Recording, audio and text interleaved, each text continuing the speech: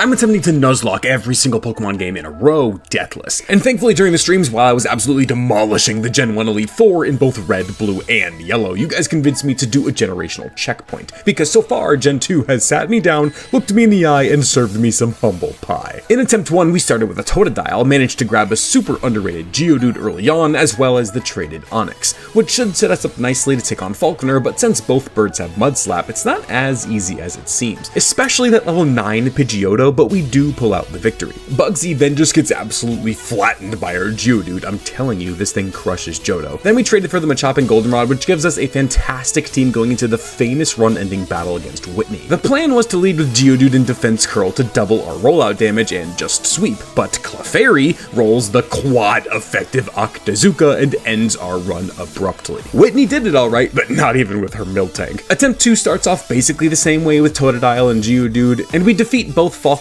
and Bugsy in similar fashion. But then while we're gathering more encounters to prepare for Whitney, we run into this random trainer who can't be too difficult, right? He just has 2 Abras and a level 15 Kadabra, who is faster than our whole team and super effective against half of it. Attempt 2 ends here in disappointing fashion. Oh, but how did attempt 3 go? Well, we switched it up and went with Cyndaquil this time just for fun and happened to miss out on the Geodude. So Rattata managed to defeat Falconer's Pidgey, but then this happens. Now we do have to switch here. This is probably not going to be... This is probably going to be Gust or something along those lines, so we're going to go to Rocky and try to get a Screech off. I just cheated. I just cheated. I can't use switch mode. Can't just throwing a ball waste a turn?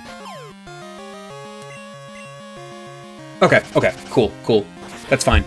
It puts us in a worse position now because of we had to just take a Mud Slap there. And taking that accuracy drop on turn 1 absolutely kills us, as we are immediately punished by missing all of our Screeches. Hoot Hoot is trying to support and gets it to -3 attack, but then... Alright, so we can survive another one unless it crits.